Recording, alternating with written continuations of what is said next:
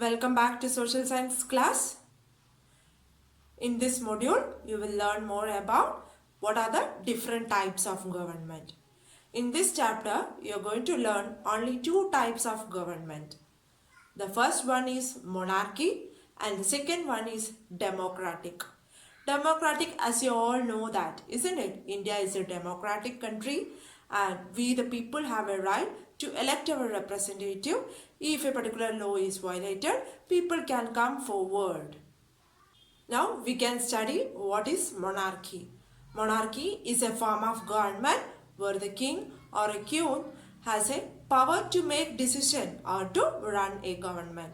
Sometimes monarchy may have a small group for deciding what all things have to be done. But the final decision making is in the hands of a king or a queen. Unlike democracy, the king and the queen does not want to explain about the actions taken by them. Now let us study what do you mean by a democratic government. Democracy is a form of government where the people are deciding whom they want to rule through a process of election. So here the government is answerable to the actions taken by them towards the others. In a democracy, the people does not participate directly in the government activities. Instead of that, they elect their representatives through the form of elections. These representatives make and take the actions for the entire population. UAF. UAF refers to Universal Adult Franchise.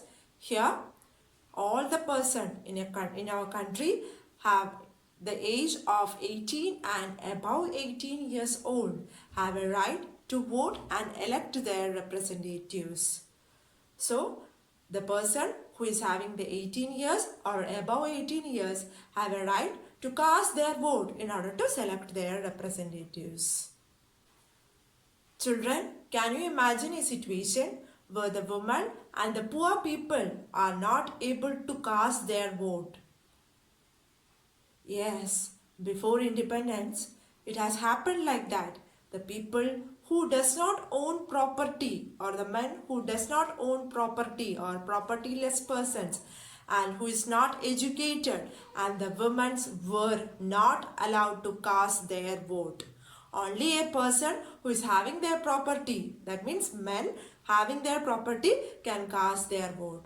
So only a small group of people are electing their representatives in order to satisfy the needs of the people.